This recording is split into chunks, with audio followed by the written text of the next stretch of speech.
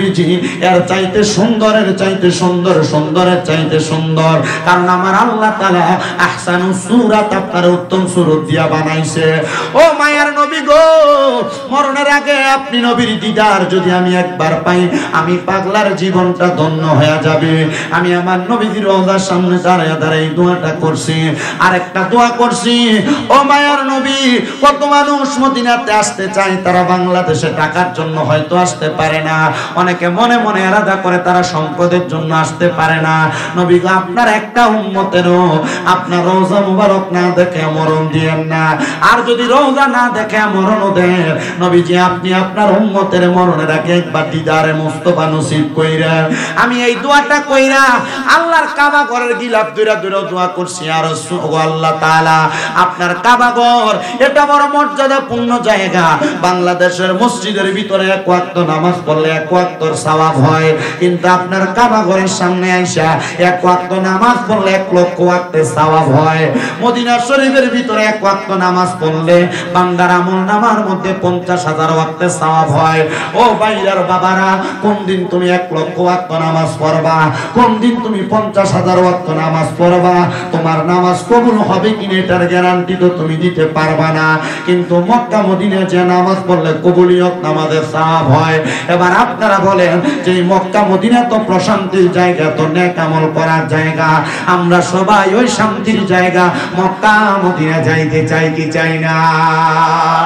আরে আমার বাবা, ওই মদিনা শরীফের বাবু সালাম দরজা দিয়ে প্রবেশ করার সময় আমি কত মানুষকে দেখেছি নবীজি রওজা মুবারকের দিকে প্রবেশ করে একজন আরেকজনের সঙ্গে কথা বলে, কিন্তু দেখলাম তাদের চোখগুলা দিয়া বায়া বায়া পানি পড়ে।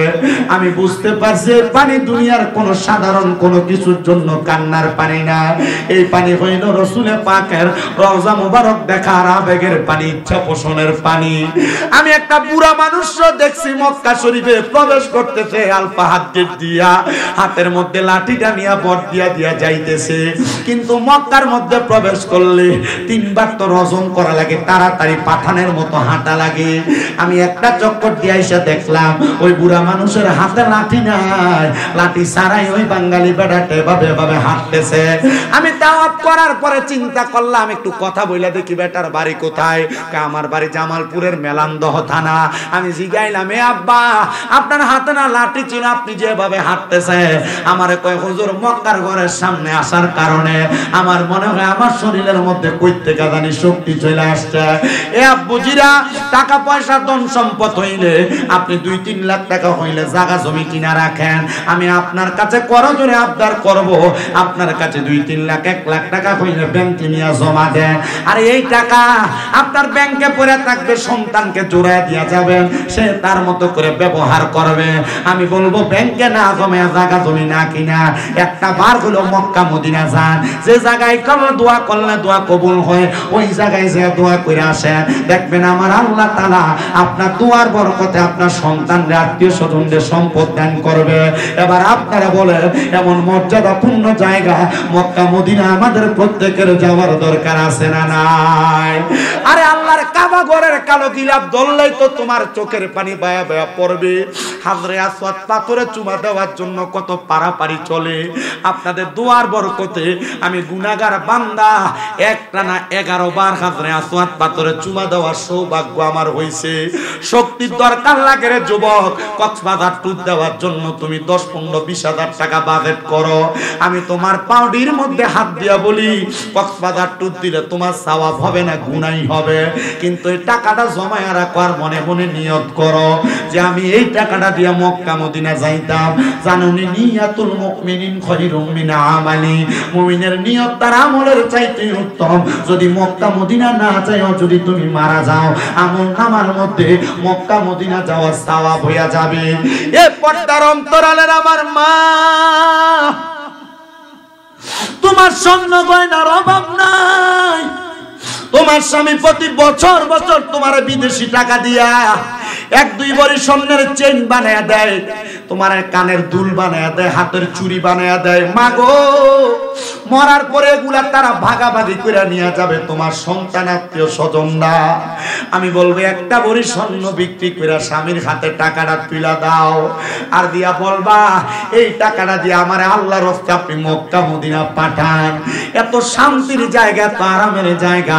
কিরে মুরব্বী বাবারা, মনটা কি চায় না যে খোদা তোমার বানাইছে ওই খোদার ঘরটা একবার তাওয়াফ করার জন্য? মনটা কি চায় না যে নবীর উম্মত বানাইছে ওই নবীর রওজা মুবারক একবার জিয়ারত করার জন্য? এবার আপনারা বলেন ওই মক্কা মদিনা যাওয়ার আশা কার কার আছে? ডান হাত তুলে আমার আল্লাহরে দেখায়। আমার আল্লাহ যেন প্রত্যেকের আশা পূরণ করে। একটা জোরে তাকবীর হবে। নারায়ে তাকবীর, আল্লাহু আকবার। আর সেইটা দিয়া ঢাকায় আর ফটো দাউন যাইতো না, মদিনা যাইবেন একটু মোহাব্বতে দেন। নারায়ে তাকবীর, আল্লাহু আকবার। নারায়ে রিসালাত, ইয়া রাসূলুল্লাহ। মক্কা মদিনা যাওয়ার দরকার আছে না নাই? যদি যাইতে চান মনে মনে পড়ে না, জোরে জোরে পড়েন একটু মোহাব্বতে। আরে দয়াল আল্লাহ দয়া করেন, দয়াল রেন নসিব করেন মদিনা। লা ইলাহা ইল্লাল্লাহ, লা ইলাহা ইলাহা ইল্লাল্লাহ মুহাম্মাদুর রাসূলুল্লাহ সাল্লাল্লাহু আলাইহি ওয়াসাল্লাম। হে বাইরা এলাকার যুবক ভাইরা, মুরব্বি বাবারা, পর্দানশিনী মা বোনেরা গো, আমরা জীবনে অনেক গুনাহ করলাম। আমরার গুনার খবর মা জানে না, বাপ জানে না, সন্তান জানে না। আর আমি শামীম রাজার গুনাহ যদি এই বাইরার মানুষ দেখতো এলাকাতে প্রবেশ করতে দিত না। মহান আল্লাহর দরবারে লাখ লাখ শুকরিয়া, আমার আল্লাহ তাআলা আমরার গুনাহটি গোপন করে রাখছে। ও মনি, এত গুনাহ যে করলাম, তুমি তো আমরার খাবার বন্ধ করো না, তুমি তো আমরার রিজিক বন্ধ করো না। আল্লাহ, দুনিয়াতে একটা মানুষ যদি কোনো জায়গায় চাকরি করে ডিউটি না করলে মানুষটার একদিনের বেতন কাটা যায়। আমরা যে তোমার ডিউটি ইবাদত করি না, নামাজ পড়ি না, রোজা রাখি না, ওই আল্লাহ তুমি তো আমরার হাতটিরে ফঙ্গু বানায়া দাও না, আমরা চোখটিরে কানা বানায়া দাও না, আমরার কান্দারে তুমি দেন্দা বানায়া দাও না। আল্লাহ তাআলা কয় বান্দারে লা তাকুনা তুমি রাহমাতিল্লাহ, আমি আল্লাহ রহমত থেকে নিরাশ হও না। ইন্নাল্লাহা, নিশ্চয়ই আমি আল্লাহ, ইয়াগফিরু যুনুবা জামিআ, সকল প্রকার বড় বড় গুনাহগুলো ক্ষমা করে দেয়। ইন্নাহু হুয়াল গফুরুর রহিম, নিশ্চয়ই তিনি আল্লাহ যিনি ক্ষমাশীল এবং দয়ালু। আমার যুবক বাবারা, মুরব্বি বাবারা, পর্দানশিনী মা বোনেরা, অন্তরে অন্তরে আপনারা যারা আছেন, আপনারা জবান খুলে খুলে জীবনের গুনাহের কথা স্মরণ করে চক্ষুটা বন্ধ করে দিয়া আমার আল্লাহ তাআলার একটু আসনে জাতের জিকির করবেন।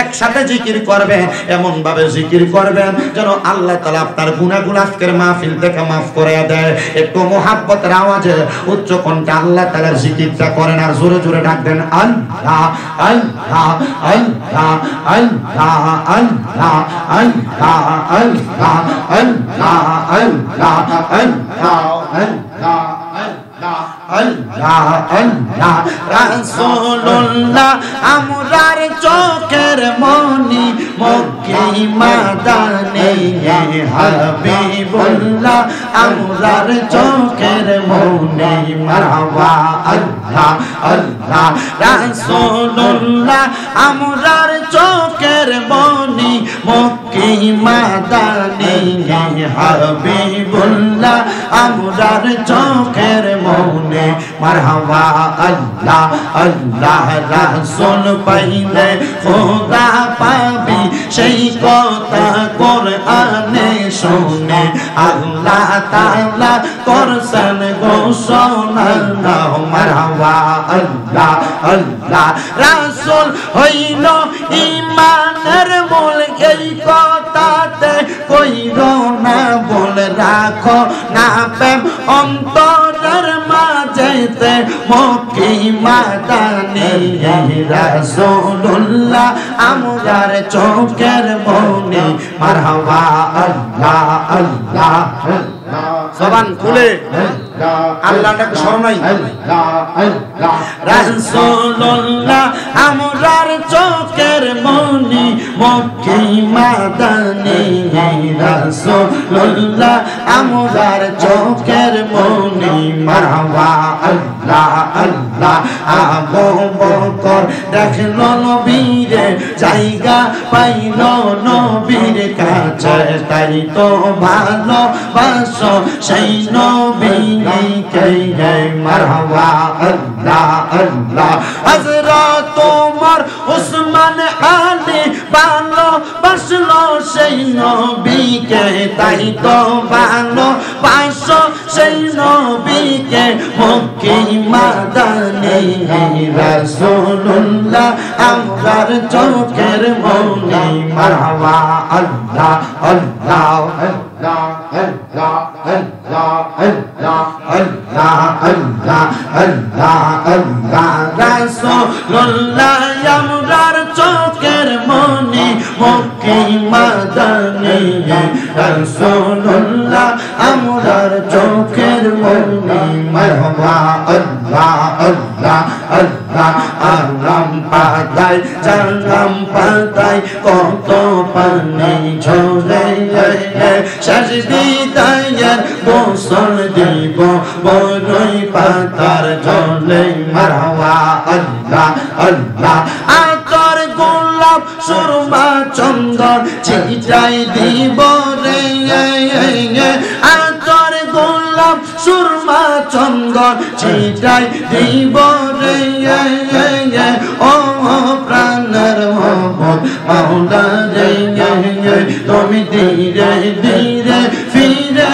ফিরে চলা আইয়ো রে মারহাবা আল্লাহ আল্লাহ তোমায় ডাক দিলে শঙ্কর প্রাণে চাইও রে ও মাবুদ মাওলা রে তুমি ধীরে ধীরে ফিরে ফিরে চলা আইয়ো রে মারহাবা আল্লাহ আল্লাহ আমার বিয়ার চাঁদনি আমি চারিজনারে দেখি আন্দার ঘরে নামাই দিয়া দিব আমায় ফাঁকি মারহাবা আল্লাহ আল্লাহ ওই কবরে নূরের নবী আইব রে ওই কবরে মায়ার নবী আইব রে ও প্রাণের মাগর মাওলা রে তুমি ধীরে ধীরে ফিরে ফিরে চলা আইয়ো রে মারহাবা আল্লাহ আল্লাহ আল্লাহ আল্লাহ আল্লাহ আল্লাহ আল্লাহ আল্লাহ আল্লাহ আল্লাহ আল্লাহ আল্লাহ লা ইলাহা ইল্লাল্লাহ মুহাম্মাদুর রাসূলুল্লাহ সাল্লাল্লাহু আলাইহি ওয়া সুন্দর করে ঘোষণা করে বান্দা আউযু বিল্লাহি মিনাশ শাইতানির রাজিম বিসমিল্লাহির রহমানির রহিম লা ইয়াস্তাউই আসহাবুন নারি ওয়া আসহাবুল জান্নাহ আসহাবুল জান্নাতি হুমুল ফাইজুন আপনারা বলেন আমার আল্লাহ তাআলা কোরআনুল কারীমে যে আয়াতে কারিমাগুলো ঘোষণা দেয় আল্লাহর কথাগুলো সত্য মিথ্যা প্রমাণ করার ক্ষমতা কারোর আসেনি আল্লাহ বলে বান্দা জান্নাতি এবং দুজকি জান্নাতি এবং জাহান্নামীরা এক রকম নয় আল্লাহ কেন এক রকম নয় আমার আল্লাহ বলে বান্দা আসহাবুল জান্নাতি হুমুল ফাইজুন যারা জান্নাতি তারা হইল সফল কাম এ মুসলমান জান্নাতি এবং জাহান্নামীরা এক রকম নয় যারা জান্নাতি তারা সফল কাম আমার আল্লাহ কেন বললেন কারণ আমার আল্লাহ কুরআনুল কারীমের আয়াত কারিমার মাধ্যমে জানায় দেয় বান্দারা ইন্নাল্লাযীনা আমানু ওয়া আমিলুস সলিহাতি উলাইকা হুম খায়রুল বারিয়া আমার আল্লাহ কয় বান্দা নিশ্চয়ই যারা ঈমান আনে এবং নেক আমল করে উলাইকা হুম খায়রুল বারিয়া এরাই হইল দুনিয়ার সবচাইতে ভালো মানুষ এরাই হইল দুনিয়ার সবচাইতে উত্তম মানুষ এজন্য জাহান্নামীদের মাঝে আর জান্নাতীর মাঝে একটা তফাত আছে ও আল্লাহ কি কিসের তফাৎ গো? আপনার কাছে আমরা জানতে চাই। এই তফাৎ আমার আল্লাহ জানায় না, আমার আল্লাহ আমার রাসূলের মাধ্যমে জানাইতেছে।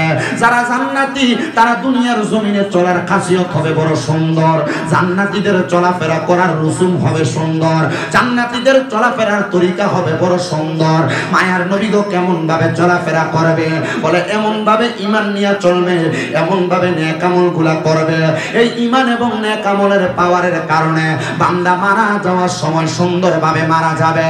এই মুসলমান ইমানদারেরা, এই আমার বাইরের যুবকেরা, বাইরের মুরব্বী বাবাজিরা, পর্দার অন্তরালের আমার মা বোনেরা, জান্নাতীরা কেমন সৌন্দর্যভাবে মারা যাবে একটু মনোযোগ দিয়া শুনবা। এলাকার কত মানুষ মারা যায়, মারা যাওয়ার সময় বিছানায় প্রস্রাব পায়খানা করে দেয়। কত মানুষ মারা যায়, মারা যাওয়ার সময় জিহ্বায় কামড় দিয়ে মারা যায়। কত মানুষ মারা যায়, মারা যাওয়ার সময় নাকে মুখে দিয়ে রক্ত বাইর হয়ে মারা যায়। এলাকার কত মানুষ মারা যায়, মারা যাওয়ার সময় তাদের চোখ উল্টে দিয়ে মারা যায়। এইটা তো ঈমানের সাথে মরণ না রে বাবা। কারণ ইমানদার যখন মরব, ইমানদার মরার খবরটা টের পাবে না। আমি তিরমিজি শরীফের একটা হাদিস শরীফ পড়তে যা দেখলাম, আমার নবী কয়, এ দুনিয়ার বান্দা, যদি তুমি ইমানদার হও তাহলে আজরাইল আলাইহিস সালাতু ওয়াস সালাম তুমি বান্দার কাছে একবার না, দুইবার না, তিনবার না, চারবার আসবে তোমার রূহ কবজ করার জন্য, কিন্তু তোমার রূহ আজরাইলে কবজ করতে পারবে না। নবী গো কেন? বলে বান্দা ঈমানের দৌলতে ধনী থাকার কারণে। এবার আপনারা বলেন, ঈমানের দৌলতে ধনী হওয়া আমাদের দরকার আছে না নাই? আরে ঈমানের দৌলতে ধনী কেমনে হবে? আপনি তো নামাজও পড়েন আবার সুদও খান। ঈমানের দৌলতে ধনী কেমনে হইবেন? আপনি তো নামাজও পড়েন আবার বাইবাতিদার জমি মাইরা দেন। আপনি ঈমানের দৌলতে ধনী কেমনে হইবেন? আপনি তো মিছা কথা কই যে ঘরে বাইরে মিছা কথা কন। ঈমানের দৌলতে ধনী হইবেন কেমনে? আপনি তো পরের হক খান। ঈমানের দৌলতে ধনী হইবেন কেমনে? আপনার মুখে দিয়া দিনে যেই পরিমাণ গালাগালি আছে এই পরিমাণ আল্লাহর ডাকও আসে না। এবার আপনারা কোন এমন ঈমানদার মিথ্যাবাদী আছে না? এটা নামের ঈমানদার, এটা কামের না। এটারে দিয়া আল্লাহ তাআলা জাহান্নামের লাকড়ি বানাইবো। কি বানাইবো? আপনার কি কষ্ট হইতেছে নাকি? কোন সমস্যা হইতেছে? আমারও কাছে খাইয়া যাবে। আমার বেটা ঘরে বয়সে, হুজুর খানা কয়জন? আপনারা কইলাম 6 জন। 17 মিনিট লাগছে বেটা খানা রেডি করতে পারছে না। আর কিটা কইরা মাই উঠতে গেছি। আমার কাম টাইম ধরা, আমার টাইম যেটা ঠিক নির্দিষ্ট টাইমে আমি চেষ্টা করি। আমি কইছি 9:30 মাইক দিলাম, আমি ঠিক 9:12 রেখে গেছি। মারহাবা কয় না দো? আমার ওয়াদা ঠিক আছে না? এরপরে কইছি হুজুর 10টায় হুজুর ওয়াজ করতেছে। কইছি ঠিক আছে, খানা খাবা। আর কি করব? যেহেতু যদ্দূর হয়েছে আলহামদুলিল্লাহ। আমি যদি আমার ওয়াজটা শেষ পর্যন্ত করি, আপনারা বইবেন না আমার লগে? নামাজও পরে সুদও খায় এমন মুসল্লি আসেনি? নামাজও পরে গোশও খায় এমন মুসল্লি আসেনি? নামাজও পরে বাইবাতিদার জমি দখল করে খায়, মা বাপ মরার পরে বইনের সম্পদ বুঝিয়ে দেয় না এমন সিটার আসেনি? আমরা সমাজের মানুষ এডিরে ধরে নিয়ে মসজিদ কমিটি সভাপতি বানা। আমরা সমাজের মানুষ এডিরে ধরে নিয়ে মসজিদ কমিটি সেক্রেটারি বানায়। এলাকার সর্দার আর মাতাব্বরির দায়িত্বে হারাম ফুটিয়ে নিয়ে দেয়। আর আমি চিন্তা করি, এদিকে নির্লজ্জ বেহায়া, হারাম খায়া, সুদ খায়া, ঘুষ খায়া কেমনে দা হদ্দারিটা করতো? আছে অভ্যাস হয়ে গেছে। কাঁচা বাঁশের গুড়া দিয়ে বেরিয়ে বেরিয়ে কবরে গেলে আল্লাহ কয় আযাবুন শাদীদ, যন্ত্রণাদায়ক শাস্তি। বলে হুজুর মোর কিল্লা বাসা তো কইতে পারতেন না, এটি হারাম খাইতে খাইতে আড্ডি দিয়ে শক্ত হইছে, ঘরের ঘরে খাইতে খাইতে হারাম খাইয়া মানুষের হক খাইতে খাইতে হুকনা বাস ভাঙ্গে দেবে। কাঁচা বাঁশের গুড়াটি একটু কাছাকাছি তো মোটামুটি বাড়িটা দিলে খিচ্ছা লাগবো, আড্ডিটা গুড় হইব। কথা কন না কা? কোন হারাম করে আছে না নাই? জমি দখল করি না আছে না নাই? মানুষের ক্ষেতের গালা কাছাইতে কাছাইতে একটা আইলের এক বিঘা বানাইছে এমন সরু আছে না নাই? মানুষের ওজনে কম দেয় এমন সিটারও আছে না নাই? এদের সামনে রমজান মাস আইতেছে, রমজান মাসে মাল গুদামজাত কইরা মালের সংকট দেখায়া মালের দাম বাড়াইবো এমন সিটার ব্যবসায়ী বাংলাদেশে আছে না নাই? আমার 1 বছর দাওয়াত দিছিল এক বাজারে, এই ওয়াজ করোনার পরে এরপরে আর দাওয়াত দিছে না। হুজুর আপনি কি আমরা ব্যবসার কথা চিন্তা করে করে কথাটি কইলেন? আমি কইছি না, তোমরা যেন সঠিকভাবে ব্যবসা করো, যারা এটি করে তার কথা কইছি, তুমি কি করো নাকি? না হুজুর, না হুজুর কে যাই গেছে পিছন দিয়ে তার বাতি দিয়ে কাকা এটাই করে। আপনার কি কষ্ট হইতেছে নাকি? কোনো সমস্যা হইতেছে? ওয়াজ চলবে কতক্ষণে? শুধু মাইক ধরছি আপনি থাকছেন কয়টা? 55 মিনিট হয়ে গেছে না, আর 25 মিনিট সময় আছে। মাইক ধরনের পর থেকে এতক্ষণ 1 ঘন্টা 20 মিনিট ওয়াজ করি। ফজর নামাজ পড়বানি? কালকে পড়ছুনি ফজর নামাজ? বহুত লোক সবে বরাত গেছে না, আর জি না, এটা আবার ফুটলা খাবেন না। সবে বরাতের বিরিয়ানি লয়ে দেখে ঘুমাইছে, আর খবর নাই। আল্লাহ নবী কয় কুমু লাইলু হা সুমু না হারু হা, তুই রাতের বেলা দাঁড়ায় দাঁড়ায় ইবাদত কর, দিনের বেলা রোজা রাখ। এ বিরিয়ানির ফুটলা লইছে আর বাইজে ঘুমাইছে। এমনও সিটার মার্কা মুসল্লি আসেনি? সবে বরাতের রাত বরকতের রাত, কথা কয় না। আবার দেখবেন বহুত মৌলবী সাহেবরা অনকালা কিন্তু ইউটিউবে ফতোয়া দিয়ে দিতেছে সবে বরাতের কোনো নামাজ নাই, তাই না? আরে এমনি তো মানুষ মসজিদে যায় না, সবে বরাতের উদ্দেশ্যে যদি যাইয়া 2 রাকাত নফল নামাজ পড়ে আল্লাহ তো তার মাফ করতে পারে, এই রাতে তো তার হেদায়েত করতে পারে। আমি বুঝছি পরে না, মৌলবী সাহেবরা মাথায় টুপি ঠিক, পাঞ্জাবি ঠিক, উদ্দেশ্য খারাপ, কথা কয় না তো? উপর দিয়া দুধের লেভেল, ভিতরে মত, ঠিক না? আল্লাহ আমরা বোঝার সহি সমঝ আমাদের বিবেকে দান করুন, কারণ এই সহি সমঝের কারণে বহু টুপিওয়ালা পাঞ্জাবিওয়ালা আমরা নামে যাবো, কিন্তু আমরা বাচ্চা জানো একটু কারণে পর্দার আড়ালে ফিরবো। মহিলারা শুনেনি? বেরিয়ে তো হইন্য, মিথ্যা কথাতে কও, সাবধান।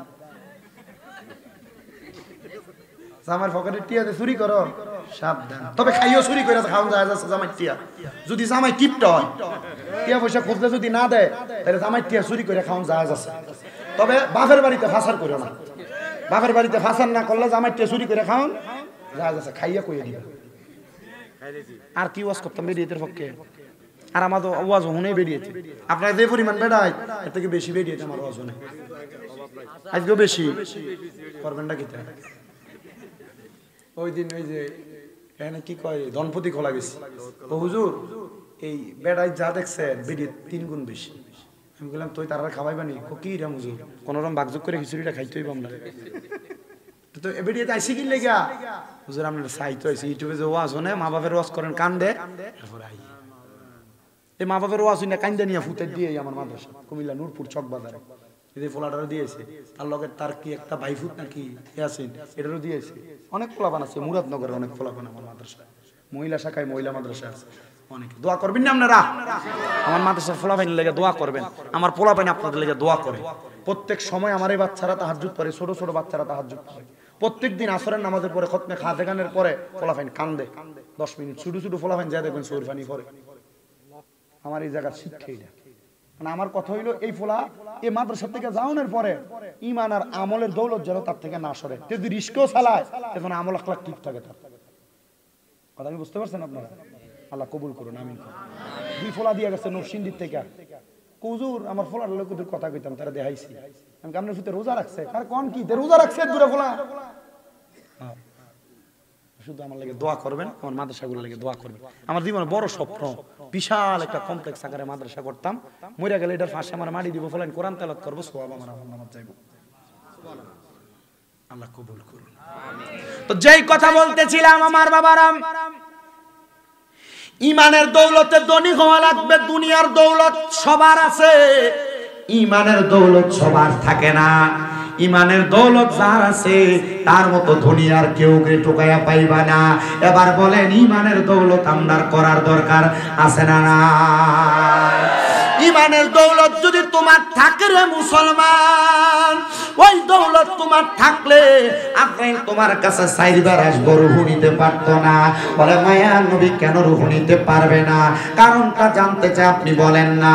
আমার নবী কয়েকবার আজরাইল আইসা বান্দার বুকটার মধ্যে একটা থাবা দিব, বান্দার বুক দিয়ে রূহটা বাহির করার জন্য। এই বুকের মধ্যে তাইকাম ফেরেশতা ডাক দিয়া বলবে রে আজরাইল বান্দার বুক দিয়া তো রূহ বাহির করা যাবে না। বলে কেন কেন? বলে বান্দার বুকের মধ্যে আল্লাহ নবীর মুহাব্বত আছে, এই জন্য বান্দার রূহ বুক দিয়া কবজ করা যাবে না। এবার ফেরেশতা আজরাইল ফিরে যাইয়া আবার আসবে বান্দার সামনে, বিওয়াজিকান নূর, বান্দার যে চেহারার মধ্যে নূর পয়সা থাকে, বান্দার মুখের মধ্যে হামলা করবে রে। বান্দার কপাল থেকে দুইটা ফেরেশতা ডাক দিয়ে বলবে রে আজরাইল, এই বান্দার কপাল দিয়া রূহ বাহির করা যাবে না, কারণ বান্দা ইমানের দৌলতে ধনী, 5 ওয়াক্ত নামাজ পড়ছে। বান্দা কপালটা জমিনে লাগায়া আমার আল্লাহ তাআলার সিজদা দিয়া সুবহান রাব্বিয়াল আলা বইলা আমার মনিবের প্রশংসা করেছে, এই বান্দার কপাল দিয়া তোমার রূহ বাহির করতে দিতাম না। এবার আজরাইল ফিরা যাইয়া আবার আসবে, বান্দার ডান দিকে হামলা করবে রে, বান্দার ডান দিক থেকে জবাব দিবে, এ আজরাইল বান্দার ডান দিক দিয়ে রূহ কবজ করা যাবে না, কারণ বান্দার ডান দিকে তার দান এবং সদকাগুলো আছে। বান্দার বাম দিকে হামলা করব, বান্দার বাম দিক থেকে জবাব দিব রে আজরাইল বান্দার বাম দিক দিয়ে রূহ কবজ করা যাবে না। বান্দার বাম দিকে তার মা বাবার খেদমত, আজরাইল বলবে গো আল্লাহ যেখানে হাত দেই সেখান দিয়ে তো রূহ কবজ করা যায় না, কোন দিক দিয়ে রূহ কবজ করব? হায়রে আমার আল্লাহর ঘোষণা নবীজিও বলে দিয়েছেন, দুনিয়াতে যেই ব্যক্তি ঈমান নিয়ে থাকে, ঈমানের সাথে মারা যাবে, মারা যাওয়ার সময় কালিমা তার নসিব হবে, মুখ কিসুনি দিয়া মরতো না, কলমা পড়তে পড়তে মারা যাইব। এ আব্বাজিরা গো, কেমনে তুমি কালেমা পড়বা? আজরাইল তোমার সামনে নুরানি সুরত লইয়া দাঁড়ায়া থাকবে, তোমার জবান দিয়া কালেমা বের হবে, তোমার জবান দিয়া যখন কালেমা বের হবে, এই সময় তোমার জবানের বাতাসের সাথে রূহটা বাহির করবে, কষ্ট পাবে না, কোনো আঘাত পাবে না। একটা ছোট্ট বাচ্চা দুধের জন্য কান্নাকাটি করলে তার মা তার মাথাতে হাত বুলিয়ে দিলে ওই বাচ্চা যেমন ভাবে ঘুমিয়ে যায়, ওই বান্দা তেমন ভাবে ঘুমিয়ে যাবে, মরণের কষ্ট টের পাবে না। ওই বান্দার রূহটা নেওয়ার সময় আজরাইল আলাইহিস সালাতু ওয়াস সালামকে বান্দার রূহ বলবে, আজরাইল এত আস্তে আস্তে কেন তুমি আমার রূহটা নিয়ে যাও? বলে বান্দা রূহ তোমার আস্তে নিয়ে যায়, সমস্যাটা কোথায় হবে? বলে না রে, আমার আল্লাহ তাআলা আমার জন্য যে নিয়ামত রেডি করে রাখছে, তুমি যদি জানতা তাইলে আমার তুমি এত আস্তে আস্তে নিতা না, আরো তাড়াতাড়ি আমার নিয়ামতের কাছে নিয়ে যাইতা। আইরে মুসলমান, যখন ওই বান্দার রূহটা নিয়ে যাওয়া হবে, প্রথম আসমানের সামনে গেলে অসংখ্য ফেরেশতারা আহলান ওয়া সাহালান মারহাবান দুয়ুফুল্লাহ, দুয়ুফুর রহমান বলে আল্লাহর মেহমান বলে স্বাগতম জানাবে। ফেরেশতারা বলবে আজরাইল উপরে নিয়ে যাও, বান্দার রূহটা আলমে আরফাতে সংরক্ষণ করো। আজরাইলের হাতের মধ্যে যখন রূহটা থাকবে রে, আমাদেরকে যখন আমাদের উস্তাদরা হাদিসটা পড়ায়, আমাদের উস্তাদরা কয় জানোনি বাবা, দুনিয়াতে এক জাতের মাছ আছে যেটা হাতে ধরলে পিছলে যায়। আসেনি বাইং মাছ, বাইং মাছ হাতে ধরলে পিছলে যায়। ইমানদারের রূহটা হাতে কেমন ভাবে পিছলে যাবে? আজরাইলের হাতে থাকতে চাইবে না। আল্লাহ তাআলার কাছে আজরাইলে নালিশ করে দিব, আল্লাহ ইমানদারের রূহটা তো আমার হাতে থাকে না, কি করব বলেন না? যাহাবি ওয়াল ফিদ্দা, দুইটা পাত্র আনবো, স্বর্ণ আর রূপার। ওই দুইটা পাত্র আইনা ইমানদারের রূহটা সেখানে রাখবে, সেখানেও থাকবে না। আল্লাহ কোন জায়গায় তো ইমানদারের রূহটা থাকে না। আল্লাহ ইমানদারের রূহটা আমি রাখতাম কোথায়? আল্লাহ আয়াত তেলাওয়াত করে আজরাইলকে শোনাইবো, ওয়ালা তাকুলু লিমান ইয়াকতালু ফি সাবিলিল্লাহি আমওয়াত বাল আহইয়াউ ওয়ালাকিন লা তাশউরুন। যারা আমি আল্লাহর রাস্তার মধ্যে চইলা যায় তাদেরকে মৃত বইলা তো ধারণা কইরো না, বাল আহইয়াউন, তারা জিন্দা, ওয়ালাকিন লা তাশউরুন। আল্লাহ কয় এদেরকে যারা মৃত বলে তারা নির্বোধ, তারা বোকা, তারা বোঝে না। যারা ঈমানদার তারা মরে না রে, তারা ইন্তেকাল করে বাবে ইনফিয়ালের ওজনে স্থানান্তরিত হয়। জায়গা পাল্টায়, আলমে দুনিয়া থেকে আলমে বরজখে চলে যায়। বরজখের জগতে যাইয়া ইমানদার বান্দারা আমার আল্লাহ তাআলার কাছে নামাজ আদায় করে, আল্লাহ তাআলার জিকিরে মশগুল থাকে। এই জন্য মনে রাখবা, ইমানদার হইয়া মরার চেষ্টা করো। এ পর্দার অন্তরালের মা, ইমানদার হইয়া মরার চেষ্টা করো। বেড়া মানুষ জান্নাতে যাওয়া যদিও কোনো রকম কঠিন হয়, মহিলা তো 4 কাম করলেই জান্নাতে যাইতে পারে। 1 নাম্বার যদি নামাজি হয়, 2 নাম্বার যদি পদ্মাশীল হয়, 3 নাম্বার যদি লজ্জাস্থানের হেফাজত করে, 4 নাম্বার যদি স্বামীর আদেশ মাইনা চলে, ওই মহিলা তো জান্নাতে যাওয়া সহজ। এ পুরুষ মানুষেরা, তোমারও তো জান্নাতে যাওয়া সহজ যদি তুমি তোমার জীবনটারে ইমানটা ঠিক রাখা আমল আখলাক দিয়ে সুন্দর করে সাজাও। তোমার বিচার 10 জনে করা লাগবে না, তোমার বিচার মনিব মাওলাও করা লাগবে না।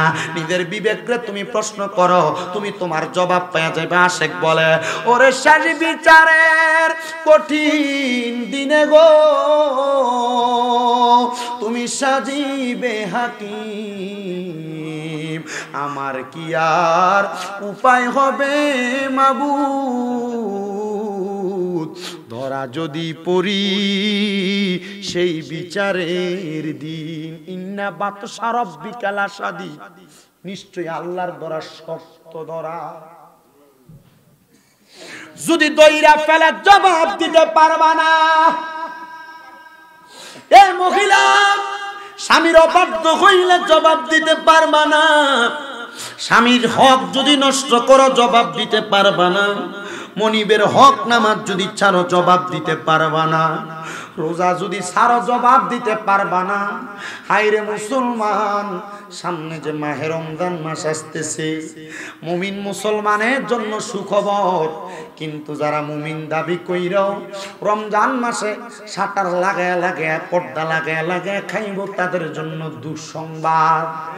যেই মুসলমানরা মুসলমান দাবি কইরা বাড়ির মধ্যে ঘরে ভাত খাইব লুকায় লুকায়, তাদের জন্য সুসংবাদ না দুঃসংবাদ। রমজান মাসের মর্যাদা দিতে শিখো রে, রমজান মাসের মর্যাদা দিতে শিখো।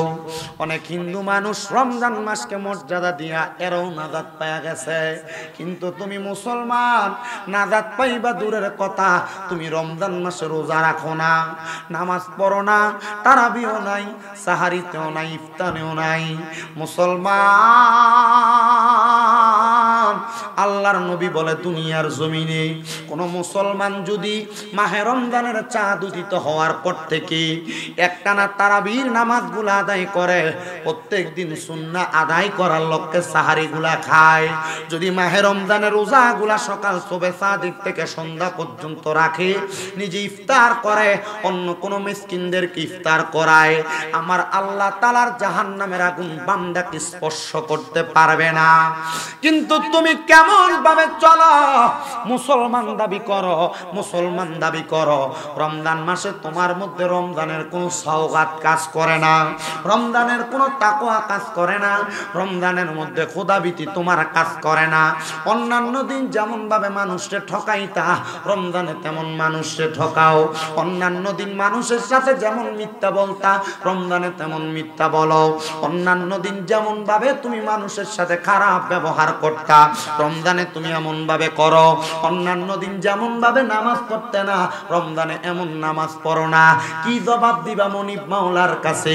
জবাব তো দিতে পারবা না গো, জবাব তো দিতে পারবা না। পর্দানুশীনী আমার মা বোনেরা, সন্তানের শরীরের কথা চিন্তা করে অনেকে ছোট ফুলাফান্ডে রোজা রাখায় না। না গো মা, এই সন্তান তুমি মারে অপরাধী বানায় দিব আল্লাহর কাঠগড়ায়। না রে বাবা, এই সন্তান তোমারে অপরাধী বানায় দিব আল্লাহর কাঠগড়ায়। যদি আমার মনিব মাওলার কাছে নিজেকে পুত এবং পবিত্র করতে চাও, মাহে রমজানটারে সম্মান করবা, মাহে রমজানটারে ইজ্জত করবা। মাহে রমজানের ইজ্জত এবং সম্মান যদি করো, আল্লাহ তাআলা তোমারে মাফ করবে। আমি আপনাদের কাছে ছোট্ট একটা কারগুজারি ওয়াকিয়া শোনায়া দেই, যেটা শোনাইলে আপনারা রমজানের প্রতি বড় উদ্ধত হয়ে যাবেন, বড় মুহাব্বতওয়ালা হয়ে যাবেন, বড় সম্মানওয়ালা হয়ে যাবেন। হযরত ওসমান জিন নূরাইন রাদিয়াল্লাহু তাআলা আনহুর জামানায় একটা একটা বাদশা তার আধিপত্য বিস্তার করে, এলাকার মধ্যে সুন্দর সমাজ পরিচালনা করে। বাদশার বড় সুনাম, বাদশার বড় মর্যাদা। এমন টাইমে ওই বাদশার সন্তানটা মাঘে রমজান মাসে ভোরবেলা ওইটা বাবাজানকে ডাক দিয়া বলে, হে আব্বাজান, আপনার কাছে আমার আবেদন। সবাই তো মাঘে রমজানে রোজা রাখে, আমারও রোজা রাখতে মন চায়। বাবা রোজা রাখবা সুখবর, ভালো খবর, রাখো রোজা, এটা বান্দার জন্য বড় ভালো। বান্দা সুন্দর সাহারি করলেন, সুন্দর সাহারি কইরা ফজর পড়া ঘুমাইছেন, ঘুম থেকে জাগ্রত হইয়া যোহরের নামাজের পূর্ববর্তী সময়ে সন্তান খবর পাইল বাদশা মানুষ ওনার সন্তান রোজা রাখছে। পুরা এলাকার, পুরা মাকাম, পুরা জায়গার মানুষকে দাওয়াত করেছেন, আমার প্রজারা তোমরা খবর জানো আমার সন্তান রোজা রাখছে, আজকে আমরা আমার সন্তানকে নিয়ে একসাথে রোজা রাখবো। রোজা রাখার পরে একসাথে ইফতার করব। তোমাদের সবার আমার দাওয়াত আমার রাজপ্রাসাদে। সব মানুষ আগমন করবেন বাদশার বাড়িতে।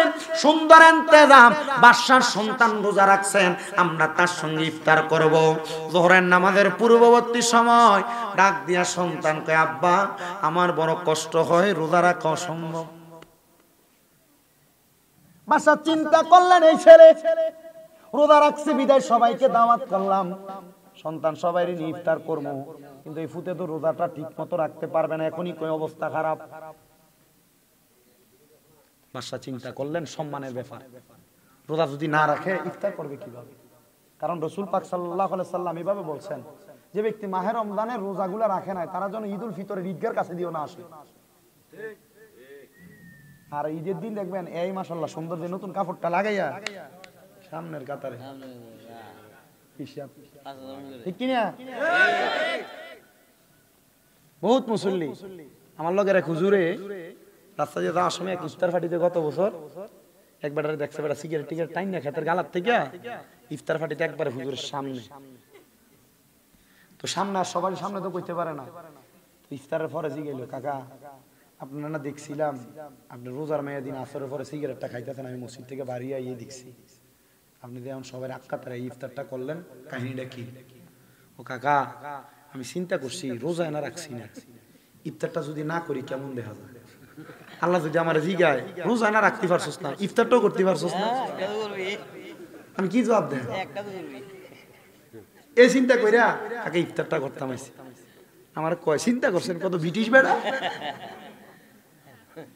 আপনারা কোন এমন জাতের ব্রিটিশ বিলাতি মানুষ আমরা সমাজেও আছে না নাই? মুখটারে আছে না? ইফতার ফাটিটা একবার মুখটা হোক না, মনে 3 দিন একখানা রোজা আছে। ধমক দিয়ে এমনি থাক, চাইলে মোটামুটি আওয়াজ বন্ধ। বহুত পোলা পাইন রে ময়মুরব্বীরা মসজিদে বাচ্চারা গেলে ধমক দেয় যে ফোলা ডরে মসজিদে যায় না, চিন্তা করে বেড়া আমার দম খাইতাম না মসজিদে, ঠিক আছে নি? এমন টেট্টা মার্কা বুড়ো এলাকায় আছে না নাই?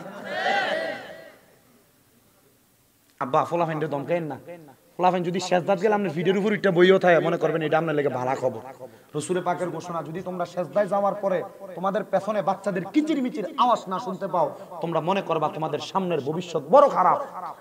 কিন্তু আমরা বেড়াইতে ফলাইনে মসজিদে যদি কোন রকম জিলাফি দেয়, এই দিন একটু ফলাইনে একটু বেশি দৌড়াদৌড়ি করে, এই দিনই ফলাইন দমকা কথা কয় না কা করে কি করে না। আমি আমার জীবনে এমন একটা বুড়ারে শিক্ষা দিয়েছিলাম। আমি যে মসজিদে চাকরি করতাম, হয়তো আপনারা অনেকে দেখছেন, একটা মসজিদে চাকরি ছাড়ছি, মসজিদ কমিটির মোটামুটি ইজ্জত ফাংশন করে দিয়া তারপরে ছাড়ছি। তো ওই এই মসজিদের এক মুসল্লি ছিল, এবার ফোলা ফাইনাইলে ওই দেখবেন কুত্তা এক জাতের আছে, রাস্তা দিয়ে হাঁটতে গেলে বালা মানুষ দেখলো খেক্কায়, সুর দেখলো খেক্কায়, আছে না? এবার কাম ছিল মসজিদে ফোলা ফাইন দেখলে এবার এমনি খেক্কায়। আমি এবার কইলাম, কাকা আপনি যেমনি খিক্কা বালা দেখা যায় না। না না হুজুর, ইয়া মসজিদের ভিতরে আইয়া তো কাবজাব করে, আর ফোলা ফাইনে তো কাবজাব করবো। মদিনা শরীফে যাওয়ার পরে দেখছি বাবে জিব্রাইলের কাছে ছোট ছোট ফোলা ফাইনে মদিনা শরীফের ভিতরে ফুটবল খেলতেছে, ছোট ছোট বাচ্চা আর কি খেলাধুলা করতেছে। আর একটা দেখছি কোরআন শরীফ পরে ওস্তাদ বসে রয়েছে, কোরআন শরীফ কতক্ষণ পড়লো, পরে দেখলাম এ শুইছে, লম্বা হায়ের উপর ভাড়া দিয়ে কোরআন শরীফটা বুকের উপরে দিয়ে ভাড়া লড়াইতেছে। এইটাই না আদর্শ? বাচ্চারা যদি আমি দমক দেই, মিডল ইস্টের বিভিন্ন দেশে বিভিন্ন জায়গায় বাচ্চাদেরকে মসজিদে পড়ালেখা ঘুমানো খেলাধুলার জায়গা মসজিদের বারান্দায় বিভিন্ন জায়গায় করে দিয়ে রাখছে কথা কয় না আর আমরা মসজিদে নামাজ শেষ তালা কথা কয় না ঠিক না আমি কইলাম তো একদিন এক লোক আমার মুসল্লি ছিল সরকারি চাকরি দিয়ে বৃহস্পতিবার রাত্রে আইতো শনিবার আবার চলে যেত বিকালে এর যতদিন এলাকায় থাকতো বাচ্চাটারা নিয়ে মসজিদে আইতো নাম্বার বেড়াইতে ফুতের লয়ে মসজিদে না নিজেও করে না ফুতেরও নাই ঠিক কিনা আপনি ঠিক কইতেন না কারণ মাটির বাড়ি দিলে গুনাহগার সাথে এটা দোষ সামনে আপনি কইবেন কেমনে আপনি নিজেও পড়েন না ফুতেরও নামাজের কথা কইতে পারেন না ঠিক কিনা এটাও ঠিক আমি কইলাম এই বাচ্চা নিয়ে আসাতে বাচ্চা যখন দৌড়াদৌড়ি করে মুরব্বী তার ধমক দিছে এই এটা কেন আনে মসজিদে আমি মুরব্বীরে কইলাম এই আপনি আর কোনোদিন কোনো বাচ্চারা ধমক দিবেন না এটা একবার খুব গোমরা আগে সালাম টালাম দিত আবার সালাম দেন আমার ওই যে ধমক দিয়েছি সালাম দেন আর পরের সপ্তাহে এই লোক বাচ্চা নিয়ে মসজিদে আইছে নি ফোলার বাপে মসজিদে নামাজ পড়ে আসরের ওয়াক্তে এই ফোলা পিছনে ফসরাব করছে ফসরাব করে বাথরুম করছে ফসরাবের বাথরুমটি মিললে নরম হয়ে থাকে না ফোলা বাথরুম করে এটা না আতাইতেছে আচ্ছা কোন কেমন না লাগে এটার পরে এবার এই বুড়া বেড়া আর কিছু কয় না বেড়া সুপ অন্যান্য 3-4 জনে কয় কিন্তু আমি ফোলা ফান্ডিয়া দিন আমাদের কি বোঝা এবার হে বুড়া পিছন থেকে এবার ঠিক আছে এবার ঠিক আছে এটা যখন কইছে আমি সুন্দর মতো আমার মসজিদের খাদেম এরা কইলাম যে বালতিটা না বালতিটা আননে এই সব দিয়ে মুসল্লির সামনে আসরের নামাজের পরে আর মনে যাত্রা দিছি না দিয়ে তারা থাকতে কারণ তারা যাই গেলে করলে তারা বুঝতো না তারা থাকতেই নিজের হাতে কোষ করে গুড়িয়ার মুক্তি লইছি লইয়া বালতি দিছি আবার কোষ করে লইয়া দিছি দিয়া মোসা দিয়া আমি ফলার বাপেরে কই দিছি আপনি প্রত্যেকদিন ফলাটার মসজিদে আনবেন কারণ কি এই বাচ্চা মসজিদে বাহন লগে আইতে যখন শিখবো তখন এই বাচ্চা আস্তে আস্তে নামাজ দিবে আপনি নিজেও নেন না মসজিদে ফলো নামাজ পড়ে না আপনিও পড়েন না ফলারে পড়ার কথা কইতেও পারেন না কারণ আপনি পড়লে না ফলারে পড়ার কথা কইতেন ঠিক না আল্লাহ আমাদের বুঝার তৌফিক দিক আমিন কোন মুরব্বিরা বাচ্চাদেরকে মসজিদে ধমকায়েন না এলাকার যুবক যারা আছেন আপনাদের কাছে আবদার এক ডিব্বা চকলেট কিনা 100-150 টাকা 120 টাকা নিবে এক ডিব্বা চকলেট ইমাম সাহেবের কাছে দিয়ে রাখেন হুজুর ফলা ফাইন আইলে একটা করে চকলেট দিয়েন এই ফলা চকলেটের লোভ হইলো মসজিদে যাইব এই লোভে যখন মসজিদে যাইব তারপরে এই সন্তানটারে নামাজি বানানো যাইব আল্লাহ কবুল করুক আমিন কোন আপনাদের বাড়াইতে হুজুর আইন না আপনার মা মরলে বাপ মরলে দোয়া করান আমি আপনারা বাড়াইতে কইলাম কি হুজুর অসুবিধা আছে নাকি আমরা বাড়াইতে হুজুর দিয়া জানাজা পড়ান কি রে আল্লাহ রাসূলের না কথা কোন সন্তানের মা বাপ মারা যাওয়ার পর ওই সন্তান যদি মা বাপের জানাজা পড়ায় সালাম ফিরিয়ে না রাখে মা বাপের জীবনের গুনাহ মাফ কি রে আপনার মনটা চায় না পুত্র আপনার জানাজাটা পড়ান বাড়াইতে হুজুর আমরা এবার একটা হুজুর দিয়ে দোয়া করাইবেন আপনি এই বিশ্বাস আপনার ভিতরে নাই হ্যাঁ হুজুর আছে আমি দোয়া করলে আল্লাহ এই দোয়া আরো তাড়াতাড়ি কবুল করবে হুজুররা নাই কি লেগা কারণ আল্লাহ উলামা ওয়ারাসাতুল আম্বিয়া নবীদের ওয়ারিস এরা দোয়া করলে এরার ভিতরে কোনো খুঁত থাকে না বেশিরভাগ এরা দোয়া করলে দোয়াটা কবুল হইবে এর লাগা না হুজুর লইয়া যান আর আপনি হুজুরে কতক্ষণ পাইবেন হুজুরে জোহর ফজর থেকে জোহর মনে করেন আমরা হুজুরটা নরমাল হয়ে গেছি ফজর কি তো হুজুরে পড়ে থাকে কিন্তু হুজুরে বোঝে না যে ফজর থেকে জোহর পর্যন্ত আরেকটা কাম যদি করেন যা মোটামুটি ভালোই হইব ব্যবসা বাণিজ্য করলো ভালো কিন্তু না হুজুর ফেরে থাকে আপনি মনে হচ্ছেন লাভারি হুজুরটা ফেরে রয়েছে বেটা আমার মতো হুজুর হইলে কত মুসল্লি রিসিদা করছি আমি আমার জীবনে আমরা এলাকার মসজিদের হুজুর দমক একটা দিলে ছায়া থাকে না কিছু কয় না আর আমি বহুত আমার একবার শুধু কইছি হুজুর মুয়াজ্জিন যে মসজিদটা পরিষ্কার করে না দেখেন না চাবিটা থোতা মেরে মারছে বলে হুজুর এটা কি হুজুরের আচরণ হতে পারে এটা কি মুসল্লির আচরণ হতে পারে নাকি যে মুসল্লি ইমাম সাহেবের সাথে বদ ব্যবহার করে এজন পরবর্তীতে ইমামের ভিতরে নামাজ পড়লে তার নামাজে দইতো না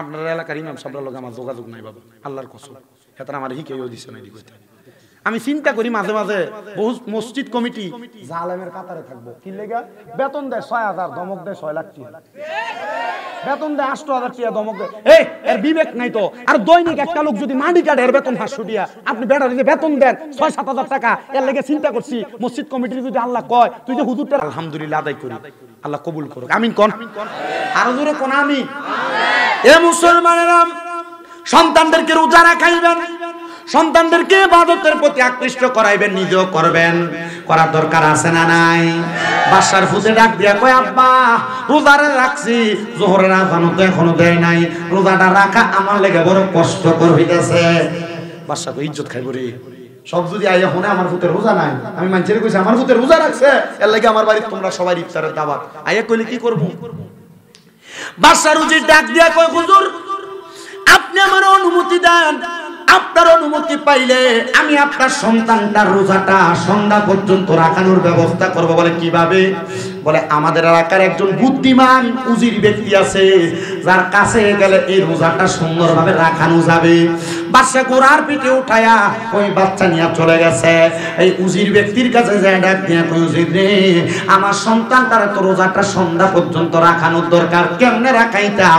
এবার ডাক দিয়া আপনি আমার কাছে দিয়া যান, আমি আপনার বাড়িতে ইফতারের আগ মুহূর্তে রোজাওয়ালা সন্তান নিয়ে যাব। ওই সন্তানটারে উজিরের কাছে রাখার পরে সন্তানটারে নিয়া এবার মাগরিবের সময় ইফতারের আগ মুহূর্তে উজির হাজির। বলে আমার সন্তানের রোজাটা ঠিক আছে নি? বলে হ্যাঁ ঠিক আছে। ডাক দিয়া কই এ সন্তান তুমি কি রোজাটা পরিপূর্ণ করছো? বলে হ্যাঁ। ইফতার কার্য শেষ, সবাই খাবার দাবার খায়া বিদায় নেয়। বাদশা উজিরের ডাকাইছে তার আন্দার মহলে। ডাক দিয়া কই এ উজির আমার সন্তান তো দুপুরের সময় রোজা ভেঙে ফেলতো, সন্ধ্যা পর্যন্ত কেমনে রোজা রাখলো বলো না? ডাক দিয়া কয় এ বাদশা আপনার সন্তানকে আমার বাড়িতে নিয়া আমি একটা সুন্দর পাত্রের মধ্যে, আমি পাত্রটার মধ্যে একটু পানি নিছি, পানি নিয়া এই পানির মধ্যে একটু তেঁতুল দিয়া তেঁতুলটারে মাখাইছি, আপনার সন্তানকে সামনে বসাইছি, তেঁতুলের মধ্যে কিছুক্ষণ পরে পরে একটু লবণ একটু মরিচ ছিটকে দিছি, আমি এটা মাখায়া আপনার সন্তানকে আসর পর্যন্ত রাখছি। আসরের পরে আপনার সন্তানটাকে আমার ঘোড়ার পিঠে চড়ায়া পুরা এলাকা দেখাইছে, ইফতারের আগ মুহূর্তে আপনার সামনে আনছে।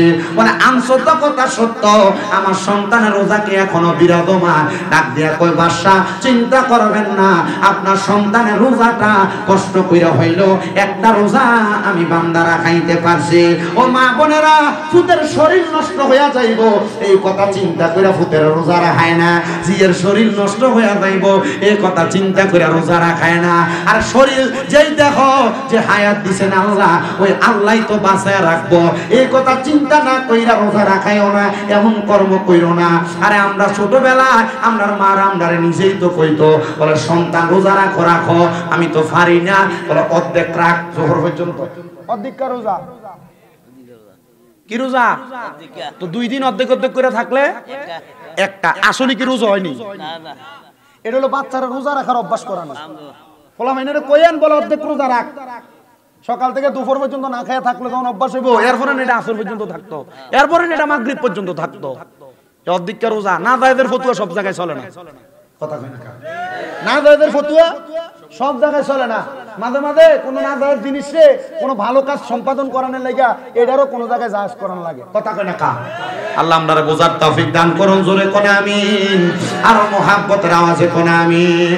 এজন্য যারা রোজা রাখবা না, যারা বেরোজগার থাকবা, যারা পরের হক মাইরা খাইবা, আজকের ওয়াজের পরেও যারা মিছা কথা কইবা, যারা নামাজ ছাড়বা, তোমরার মরার সময় কেমন অবস্থা হইব সেই কথা বলে ওয়াজটা শেষ করতাম। আপনারা শেষ পর্যন্ত একটু মনোযোগ দিয়ে শুনবেন। তার আগে মুহাব্বতের আওয়াজে একটু দুরূদ শরীফ পড়েন। আল্লাহুম্মা সাল্লি আলা মারহাবা মারহাবা ওয়া আলা আলি সাইয়্যিদিনা। বেলা যখন শেষ হইবে পারের তরি থাকে না, সময় থাকতে মুর্শিদ ধরে জীবন করো সাধনা। আল্লাহুম্মা সাল্লি মারহাবা মারহাবা, সুন্দর করে পড়ো। মুহাম্মদ ওয়া আলা আলি সাইয়্যিদিনা। আর আরে মুমিনের কাছে তো আজরাইল আসছিল 4 বার, কিন্তু কোন বেঈমান বেআমল বেরোজগার বেনামাজি হারামখোরের কাছে আজরাইল আসার আগে আমার আল্লাহ তাআলা একটা ফেরেশতা পাঠিয়ে দিব। ওই 2 জন ফেরেশতা পাঠাইবো, যেই ফেরেশতাদের চোখগুলো হবে নীল রঙের। ওই আযাবের ফেরেশতারা যখন বান্দার সামনে দাঁড়াইবো, বান্দা ওই ফেরেশতাদের ভয়ঙ্কর চেহারাটা দেইখা বান্দা ভয়ে বিছানার মধ্যে প্রস্রাব পায়খানা করে দিবে। হায়রে বাবা, বিছানার মধ্যে শুধু প্রস্রাব পায়খানা করবে না, বান্দা বিছানার মধ্যে প্রস্রাব পায়খানা করার পর এবার আজরাইল বান্দার সামনে আসবে, বান্দারে হামলা করবে রূহটা কবজ করার জন্য। বান্দা আজরাইলকে বলবে, রে আজরাইল, আমার এখনো মৃত্যুর জন্য সামান রেডি করা হয় নাই, আমারে ছাড়ো। ওই সময় বান্দার জিহ্বাটা দাঁতে দাঁতে কামড় করে আটকায়া যাবে, মানে বান্দা জিহ্বায় কামড় দিয়া মারা যাবে।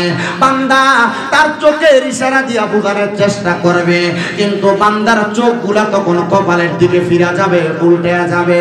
এবার আজরাইলে যখন বান্দার রূহটা কবজ করার জন্য বান্দার বুকের মধ্যে থাবা দিব, ওই বান্দার বুকের মধ্যে এমন থাবাটা দেওয়ার সাথে সাথে বান্দার মনে হবে সমস্ত পৃথিবীর বড় বড় পাহাড়গুলা মনে হয় বান্দার বুকের মধ্যে চাপায়া দেওয়া হয়েছে। হায়রে মুসলমান, হায়রে আমার বাইরে এলাকার বাবারা, পর্দার অন্তরালের মা বোনেরা, বান্দার রূহ যখন নিয়ে যাবে এমন মনে হবে একটা জীবিত বকরিকে লটকে দিয়া, ছাগলরে লটকে দিয়া শরীরের চামড়াটা টাইনা টাইনা ছিঁড়ে ফেললে ওই বকরির যত কষ্ট হবে, একটা বান্দা যদি বেআমল হয়, বেনামাজি হয়, বেরোজগার হয়, হারামখোর হয়, বান্দার রূহটা কবজ করলে বান্দার এমন কষ্ট হয়ে যাবে। শুধু কষ্ট হবে না রে মুসলমান, শুধু কষ্ট হবে না, বান্দার রূহ কবজ করার পরে আজরাইল আলাইহিস সালাতু ওয়াস সালাম একটা কাপড় দ্বারা তার নাকের মধ্যে এমন ভাবে আবদ্ধ করবে, রূহটা দিয়ে বলবে, রে আজরাইল, আমার এত তাড়াতাড়ি সামনে নিয়ে যাইও না, যদি তুমি জানতা আমার আল্লাহ তাআলা আমার জন্য কত যন্ত্রণাদায়ক শাস্তি রেডি করে রাখছে, তাইলে তুমি আমার আরো আস্তে আস্তে নিয়ে যাইতা। রূহুরে যখন প্রথম আসমানে নিয়ে যাওয়া হবে, অসংখ্য ফেরেশতারা দাঁড়ায়া দাঁড়ায়া ওই রূহুর দিকে থু থু করে থুতু নিক্ষেপ করবে। হায় রে, এমন লানতের জীবন তোমার, লানতের জীবন তোমার, তোমার রূহুর দিকে থুতু নিক্ষেপ করবে। আজরাইল বলবে, রে ফেরেশতারা দল, তোমরা কেন বান্দার দিকে থুতু নিক্ষেপ করো? ফেরেশতারা ডাক দিয়া বলবে, বান্দা নামাজ না পড়তে পড়তে, আমল না করতে করতে, গুনাহ করতে করতে, বান্দা হারাম খাইতে খাইতে বান্দার রূহটা একটা দুর্গন্ধযুক্ত রূহ হয়ে গেছে। এই বান্দার রূহের দুর্গন্ধ আমরা সহ্য করতে পারি না। আজরাইল বলবে, এই জন্য কাপড় লাগাইছি, এই জন্য তারা থুতু নিক্ষেপ করছে। চিন্তা করছো নিরে বাইরের বাবারা, তুমি মারা যাওয়ার পরে এমন ভাবে তোমার অবস্থা হয়ে যাবে যদি বেঈমান হও, বেআমল হও। হায়রে, বান্দাটারে যখন উপরের দিকে নিয়ে যাবে, ওই বান্দার থুতু পাওয়ার পরে বান্দার জন্য আসমানের দরজাগুলো বন্ধ থাকবে, ডাইনে বামের দরজা বন্ধ। বলে, বান্দার ঠিকানা কোথায়? বান্দার ঠিকানা হলো ফি নারি জাহান্নামা খালিদিনা ফিহা, চিরস্থায়ী বাসিন্দা বানায়া বান্দার জাহান্নামের মধ্যে রাখবে। আরে জাহান্নামে একদিন দুই দিন না, সর্বনিম্ন একজন জাহান্নামীরে আমার আল্লাহ তাআলা 3000 বছর পুরাইব। দুনিয়ার 3000 বছর না, দুনিয়ার 3000 বছর না, আখিরাতের 3000 বছর। শুধু পুরাইব না রে, 1000 বছর জাহান্নামের আগুনে পুরায়া আগুনের রংটা লাল থেকে সাদা বানাইবো। এবার আরো 1000 বছর জ্বালায়া জাহান্নামের আগুনের রংটা সাদা থেকে কালা বানাইবো। ওই কালা রঙের আগুনে আরো 1000 বছর জ্বালাইবো। জ্বালানোর পরে তাকাসসুর নামক একটা জায়গাতে বান্দারে দাঁড় করাইবো। ওই মাকামে তাকাসসুরে দাঁড়ায়া বান্দা বলবে, পানি পানি পানি। আপনারা কেউ যদি মারতো, একদম ঘন্টা আপনি বলতেন মাফ কইরা দাও, বান্দা মাফ চাইবে না, পানির জন্য হাহাকার করবে। মায়ার নবীরে সাহাবায়ে কেরাম বলে নবী গো পানি কি তারে দেওয়া হবে? বলে হ্যাঁ পানি দেওয়া হবে। নবী কেমন পানি গো? আরে দুনিয়ার মিনারেল ওয়াটারের মতো পানি না, তোমার পানি দেওয়া হবে অন্যান্য জাহান্নামীদেরকে জাহান্নামে পুরায়া যেই রক্ত পুঁজ গুলা হইছে ওই রক্ত পুঁজ গুলারে হাদিস শরীফে কয় তিনাতুল খাবাল, ওই তিনাতুল খাবাল গুলা দেওয়া হবে তোমারে পান করার জন্য। যেই পাত্রের মধ্যে কইরা দিব একটা লোহার গরম পাত্রে আগুনে পুরায়া গরম কয়লা যেমন লাল দেখা যায় এমন গরম পাত্র তোমার সামনে দিব পান করার জন্য। আইরে নবী যখন এই কথা বলে মসজিদে নববীতে 70 সাহাবী আসহাবে সুফা, ওই সাহাবীর 40 জন বেহুশ হয়ে গেছে, 30 জন সাহাবীরা গড়াগড়ি কইরা কান্দে। মায়ার নবী গো এই পানি কি বান্দা পান করবে? বলে হ্যাঁ, বান্দা যখন পানি মুখে দিবে বান্দার জিহ্বা গইলা পেটের নাড়ি বুড়ি গুড়া গইলা বান্দার পায়খানার রাস্তা দিয়া বের হবে। হারাম খাইবা খাও, গুনাহ করবা করো, নামাজ ছাড়বা ছাড়ো, মা বাপরে কষ্ট দিবা দেও, যদি কবরে শাস্তিগুলা ভোগ করতে পারো। সাহাবায়ে কেরাম কান্দে, নবী কয় কান্দো না, যদি মুমিন হও যদি নেককার হও কবরে গেলে এমন শাস্তি পাবে না। নবী গো কেমন খাইবো? আমার নবী কয় জাযাউহুম ইনদা রাব্বিহিম জান্নাতু আদিনিন তাজরি মিন তাহতিহাল আনহার, এমন একটা পুরস্কার আমার আল্লাহ দিব, ওই পুরস্কারের নাম হলো জান্নাতুল আদন। শুধু জান্নাতুল আদন না, নবী গো জান্নাতুল আদনে যে থাকবো কেমন? কয় তাজরি মিন তাহতিহাল আনহার, এত সুন্দর ওই জান্নাতের নিচে দিয়া নহর প্রবাহিত হয়। আবার এই নহরটা বড় চমৎকার নহর, ওই নহরের নাম হাদিস শরীফ পড়া দেখলাম রজব। ওই রজব নদীতে এক প্রকারের পানি না 4 প্রকারের পানি থাকবে। এক জাতের পানি থাকবো কাউসারের পানি, ঈমানওয়ালারা কাউসারের পানি পান করব। আরেক প্রকার পানি থাকবে সারাবান তাহুরা, যারা কোনোদিন নেশা করে নাই তারা সেই পানি পান করব। আরেক প্রকার পানি থাকবো জান্নাতের লাবান দুধ, ওই বান্দা ওই দুধ পান করব যারা কোনোদিন পরের হক হরণ করে নাই। আরেক প্রকার পানি থাকবে জান্নাতের মধু, ওই মধু তারা পান করবে যারা কোনোদিন মিছা কথা কয় নাই, গালিগালাজ ফায়াসা কথা বলে নাই। হায় রে বাইরার যুবক, বাইরার মুরব্বী বাবারা, বাইরার পর্দার অন্তরালের মা বোনেরা, ওই কবরে গেলে ওই নিয়ামত পাবে কিনা কেউ বিচার করা লাগবে না। বাড়িতে গেলে ডান হাতের তালুটা ডান গালের সাথে লাগায়া তুমি শুধু নিজের বিবেককে প্রশ্ন করবা, পাগুলা মিমের মতো বাঁকা কইরা কি করলাম জিন্দিগি, কি করলাম জিন্দিগি, কোনো কিছুই তো করি নাই। কবরে গেলে কঠিন শাস্তির শিকার হওয়া লাগবে। ও বন্ধু, মরার কথা স্মরণ হয় না, স্মরণ হয় না, না না স্মরণ হয় না। কিসে তোমার মৃত্যু ভুলে রাখছে? মরণের কথা স্মরণ করলেই তো তুমি মাপ পায়া যাইবা। নবী কয় কোন ব্যক্তি যদি দৈনিক 20 বার মরার কথা স্মরণ করে, ওই দিন যদি সে মারা যায় শহীদের মরণ পায়া যায়। আসে কয় আমার মরণের কত দিন বাকি আমি জানিলাম না গো আল্লাহ, মরণের কত দিন বাকি আমার, মরণের কত দিন বাকি আমি জানিলাম না গো আল্লাহ, মরণের কত দিন বাকি। আর আগরা ইলাসিয়া যেই দিন হস্তে দিবা দরি, তখন আমার মনা বাঙাই করবে লুকা চুরি আমি বুঝিলাম না গো আল্লাহ, মরণের কত দিন বাকি আমার, মরণের কত আমি জানিলাম না গো আল্লাহ, মরণের কত দিন বাকি।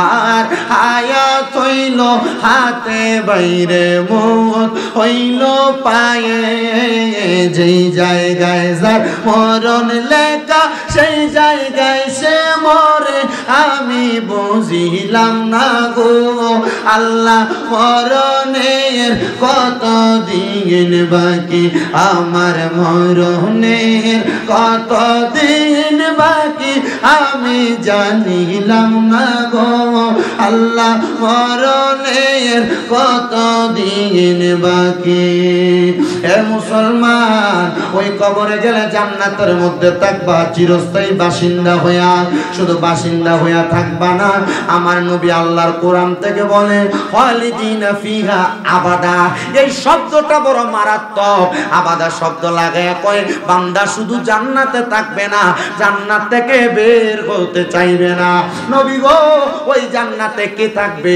কয় রাদিয়াল্লাহু আনহুম ওয়া রাদু আন যারা আমার আল্লাহরে খুশি করছে আমার আল্লাহ যাদের প্রতি খুশি হইছে তারাই ওই জান্নাতে থাকবে আল্লাহ তারা কারা আল্লাহ কয় যালিকা লিমান খাশিয়া রাব্বা তারা হইল যারা দুনিয়াতে আল্লাহকে সবচাইতে বেশি ভয় করে ও বান্দা আল্লাহকে খুশি করতে পারছো কিনা জানি না বলে হুজুর আমি নামাজ পড়ি আমি ইবাদত করি দান সদকা করি কিন্তু অনেক সন্তান আছে ঘরের ভিতরে আল্লাহরে অখুশি কইরা রাখছে তার মারে আঘাত দিয়া রাখছে তার বাপরে কষ্ট দিয়া রাখছে মা বাপরে ভাব দেয় না এমন ফুতেরও বাংলাদেশ অভাব নাই সন্তানকেও যদি মা বাপরে জুদা কইরা থাকো আলাদা কইরা থাকো তোমার বউ তোমার কথার কথাই কইছে তোমরা দুই তিন ভাই তুমি কিনলে একা ভাত খাওয়াও এই কথা শুই না মা বাপরে জুদা কইরা দিছো সকালে এক করে খায় দুপুরে এক করে রাইতে এক করে খায় এই সপ্তাহে ঘরে ওই সপ্তাহে ঘরে ভাত খায় কিরে ফুত তোরা দুই তিন ভাইরে মা বাপ তো আলাদা খাওয়াইছে না এক খানাই খাওয়াইছে মা বাপ কিনলে তোরার ঘরে খানা পায় না আরে বৃদ্ধ হয়ে গেলে এদের জিহ্বার স্বাদ নষ্ট হয়ে যায় মা বাপ কখন কি খাইবো ডরে তুমি ফুতেরে কয় না আর তুমি কেমনে রে ওই মা বাপরে ভাত দাও না সন্তান দে তোর পাও আমার সামনে দে আমি আমার জিহ্বাটা লাগাইয়া দিয়া তোর পাওটা আমি পরিষ্কার করে দিব যদি ওই মা বাপরে ভাত না দিয়া থাকো মা বাপরে ধমক দিয়া থাকো মা বাপরে জুদা করে দিয়া থাকো আমি আমার জিহ্বাটা দিয়া তোর পাওটা পরিষ্কার করে দিব শুধু ওয়াদা করবি এখান থেকে বাড়িতে যাইয়া মা বাবার পাউডির মধ্যে দূরে দূরে মাপ চাইবে কারণ কি জানো আম্মা আব্বারে ভাত না দিয়া আম্মা আব্বারে কষ্ট দিয়া আম্মা আব্বারে ধমক দিয়া স্বামীন জানা শুধু সারা বাংলাদেশের বড় ওলামাই কেরামাইনা ওয়াজ করাইবা কোনো লাভ হবে না কারণ মা বাবা খুশি হইলে আমার আল্লাহ খুশি হয় মা বাবা বেরার হইলে আমার আল্লাহ বেদার হয় আল্লাহর নবীর হাদিস শরীফ নবী কয় রাদার রব্বি ফি রিদাল ওয়ালিদাইন সাখাতুর রব্বি ফি সাখাতিল ওয়ালিদাইন আম্মা আব্বার সন্তুষ্টিতে আমার আল্লাহ সন্তুষ্টি হয় আম্মা আব্বার অসন্তুষ্টিতে আমার আল্লাহ অসন্তুষ্ট হয় বান্দারে এ বান্দা যদি ওই মা বাবারে কষ্ট দিয়া থাকো আল্লাহর দোহাই বাড়িতে যে মাপ চাইবা আমি জানি না আজকের মাহফিল কবুল হবে কি হবে না তবে একটা গ্যারান্টি দিয়া যায় আগামী কালকে যদি দেখো বাইরের দোকানে বইসা কোনো মুরব্বী কয় হ্যাঁ শামিমরা দারোয়া শুই না আমার ফুতে আমি বাপের পায়ে ধরে মাপ চাইছে মনে করবা মাহফিল কবুল হয়ে গেছে সন্তান চিন্তা করে হুজুর আমি তো কোনো অন্যায় করি নাই মাপ চামু মনে রাখবি রে ফুত আম্মা আব্বার পায়ে ধরলে দাম কমে না ইজ্জত কমে না আমি শুধু পায়ে ধরি না আমি মাঝে মাঝে সুযোগ পাইলে আম্মা আব্বার পায়ে চুমা দেই আম্মা আব্বার কদমের কাছে যেই ফুটটা নত হইয়া ছোট হইতে পারে আল্লাহ তাআলা ওই ফুটের জগতের কাছে বড় বানায় দেয় সন্তানের দল রে সন্তানের দল আম্মা আব্বার কাছে মাপ চাইতে শরম লাগে অনেকে চিন্তা করে হুজুর মাপ চামু দূরের কথা আমি তো ঈদের সময় মা বাপের ফাঁসিয়া সালামি করি না আরে না না না সালাম করতে লজ্জা পাইস না রে মনে রাখবি রে মনে রাখবি আম্মা আব্বার কাছে মাপ চাইলে আল্লাহ তোর দাম বাড়াইবো ইজ্জত বাড়াইবো অনেকে চিন্তা করে হুজুর যাদের বাড়িতে বাবা আছে তারা বাড়িতে যাইয়া বাবার পায়ে ধরে মাপ চাইবো আমার তো আব্বা নাই আমি কার পায়ে ধরে মাপ চাইবো অনেকে চিন্তা করে হুজুর তাদের বাড়িতে মা আছে তারা বাড়িতে যাইয়া মার পায়ে ধরে মাপ চাইবো আমার তো মা নাই আমি কার পায়ে ধরে মাপ চাইব? সন্তান মা নাই, আব্বা নাই, একটু পরে আখিরি মুনাজাত হয়ে যাবে। আল্লাহর কাছে দোয়া করবা, রব্বির হামহুমা কামা রব্বায়ানি সগীরা। আমার নবী কয় কোন সন্তানের মা মারা যাওয়ার পরে, বাবা মারা যাওয়ার পরে ওই সন্তান যদি চোখের মনি কোঠার মধ্যে একটা মাছির মাথা পরিমাণ পানি চাইরা দিয়া কান্না করে, ওই পানি মাটিতে পড়ার আগে আমার আল্লাহ তার মা বাবার জীবনের গুনাহ মাফ করে দেয়। হায় রে সন্তান, কান্দ কিনা আমি জানি না রে সন্তান, কষ্ট কি লাগে না? মা জননী নিজে না খেয়ে তোরে খাওয়াইছে, মুরগি ডিমটা পাল্লে সিদ্ধ করে তুই ফুতেরে খাওয়াইছে, মা পানি বাতি খাইছে না, তুই স্কুল মাদ্রাসাতে খাইলে পান্তা বাতি খাইলে তোর কলজা ঠান্ডা হইব, মা পানি খেয়ে সময় কাটাইতে তোর লেগা পান্তা ভাত রাইখা দিছে। মার কাপড়ের রাস্তাটা ছিঁড়া গেছে, একটা নতুন কাপড় কিনতে না রে কিনতে না, তুই ফুতেরে টাকা পয়সা দিয়া দিছে। এখন তোর কাছে টাকা আছে কিন্তু মা তো তোর কাছে নাই, মা কবরে 500 টাকা দিয়া কিনে একটা কাপড় মারে পরাইতে পারো না। আব্বা যে জুতা পরছে পড়তে পড়তে জুতার গোড়ালি ক্ষয় হয়ে গেছে, কিন্তু তুই ভূতের নতুন জুতা কিনা দিছে। আব্বার নতুন জুতা পইরা তুই খাটে দৌড়াদৌড়ি করছ। সন্তান মনটা কি কান্দে না? টাকাতে পকেটে আব্বার 100 টাকা হাত খরচের লেগে দিতে পারো না। এই টাকা দিয়ে কি করবি যদি মা বাপরে বাচ্চা থাকতে সুখ না দিতে পারো? মা বাপের মতো রত্ন ডারে বাচ্চা থাকলে এখন থেকে যত্ন করো, আম্মা আব্বার কদমে লুটে পড়ো, আম্মা আব্বার সম্মান করো, আম্মা আব্বারে তাজিম করো, আম্মা আব্বারে খাওয়াও। সন্তান মনে রাখবা, মা বাপ যার দুনিয়াতে নাই এই ব্যক্তির মতো শান্ত আর কেউ নাই। আশেক তো সুরে সুরে লিখতেছে, হায় রে বাবাকে তোমরা কাবা জানিও, মদিনা জানিও, মাকে যদি গো তারা বেঁচে থাকে। এদের মনে কষ্ট দিয়া মক্কা মদিনা কেন কাম হবে না? নবী বলেন আমি সেবি নাই, সেবিতে পারি নাই, সেবিও আমার উম্মত, সেবিও আমার উম্মত। বাবার মুখেতে মায়ের মুখেতে যে তুলে দেয় খানা, রাজি তাকে রাব্বানা। নবী বলেন আমি করি নাই, করিতে পারি নাই, করিও আমার উম্মত, করিও পিতা মাতার খেদমত, পিতা মাতার খেদমত। এ সন্তান আম্মা আব্বার খেদমত করে যা করো সফলতা পাইবা। এবার আপনারা বলেন মহান আল্লাহর সন্তুষ্টির জন্য ওই মা বাবার খেদমতের দরকার আছে না নাই? আল্লাহ যেন রাহমাতুল লিল আলামিন নবীর উসিলায় আমাদের সবাইকে মা বাবার খেদমত করার তৌফিক দেয়, আর মরণের আগে বারবার মক্কা মদিনা যাওয়ার তৌফিক দান করে। যেই নবীজি আসলেন রহমত নিয়ে, আসেন সবাই তাজিমে সালাম দেই ওই নবীরে, ইয়া নবী সালাম।